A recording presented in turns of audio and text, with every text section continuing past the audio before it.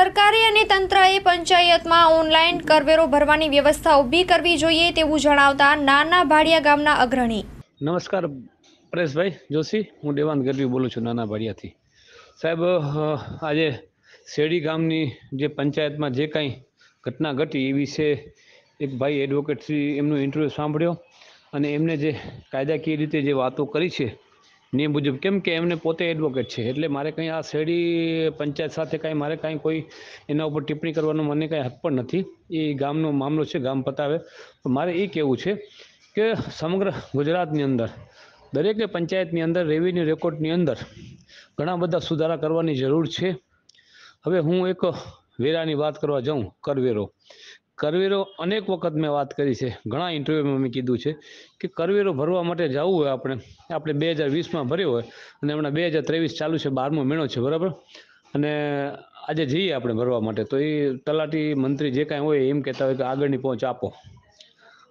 પહોંચ આપો, એના ઉપર બનાવે. એમના કરીને રેકોર્ડ કાંઈ નથી કે ક્યારે ભરાણું છે, 2020માં ભરાણું છે કે 21માં કે 18માં કે 2002માં કે 5માં, એ રેકોર્ડ એમના કારણે કાંઈ નથી. એટલે આ મારે ગુજરાત સરકાર, રેવન્યુ વિભાગના પંચાયત મંત્રીને પણ કહેવું છે અને કચ્છ કલેક્ટર સાહેબ, ટીડીઓ બધા અધિકારીને કહેવું છે કે આ પંચાયતી રેવન્યુ રેકોર્ડ છે જેવી રીતે જો હકપત્રની નોંધ છે એવી રીતે જ ઓનલાઈન કાંઈક થઈ શકે.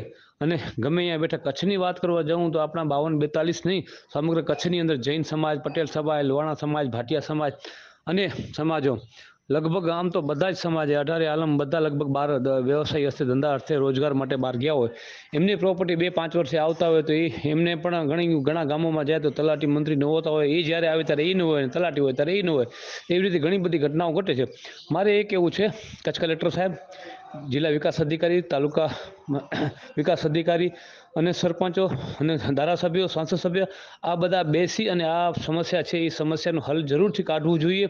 કેમ કે પંચાયતમાં રેવન્યુ રેકોર્ડ બરાબર નહીં હશે તો આવનારી સમયની અંદર કોઈક જેને ભરવું છે કરવેરો એ પણ નથી ભરી શકતા. કેમ કે એક તો પૂરી વ્યવસ્થા નથી, એટલા બધા તલાટી નથી, એક તલાટી 3-3, 4-4 ગામમાં હોય છે. અને હમણાં છેલ્લા 12-1.5 વર્ષ થઈ ગયો કે પંચાયતોમાં સરપંચ પણ નથી. જે કાંઈ હાઈકોર્ટમાં અપીલો જે કાંઈ ગયું છે કાયદાકીય રીતે ગઈ છે એ પણ એક આપણા કચ્છ માટે નહીં, સમગ્ર ગુજરાત માટે એક મોટો વિકાસમાં મોટો અવરોધ ઊભો થયો છે. એટલે લોકો જાગૃત બને. મારે અંતિમ વાત એ કરવી છે, અબડાસા મત વિસ્તારના ધારાસભ્ય શ્રી પદુમનસિંહ જાડેજા સાહેબ બાપુએ બહુ સરસ વાત દરેક કાર્યની અંદર, હું 2-3 વખત ભેગો થયો ત્યારે મને એ જ વાત કરી કે ગઢવી જો લોકો જાગૃત હશે, ગામના લોકો જાગૃત હશે તો સરકાર તો સારી જ છે, સારા કામ કરે છે, એમાં કંઈ સરકારનું સ્થાન નથી, સરકાર બહુ સારી છે. પણ ગામના લોકો, દરેક વ્યક્તિ, સરપંચ કે ચૂંટેલા નહીં, અન્ય વ્યક્તિ પણ જાગૃત હશે તો આવનારા સમયની અંદર આપણે સારા કામ કરી શકશું. પદુમનસિંહ જાડેજા જેવી રીતે કહી રહ્યા છે એવી રીતે હું બધા રાજકીય માણસોને કહીશ કે લોકોને તમે જાગૃત બનાવો.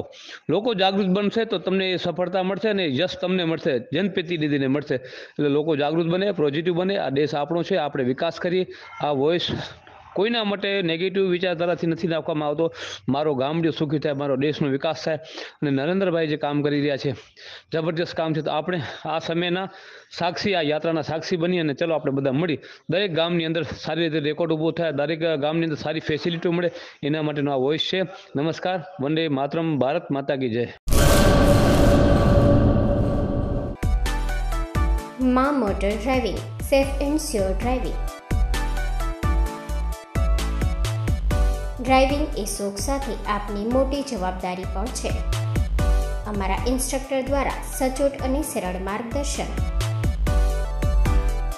આપની રોજની તાલીમની માહિતી મેળવીને શું અધુરાશ છે એના ઉપર પૂરું ફોકસ કરાય છે.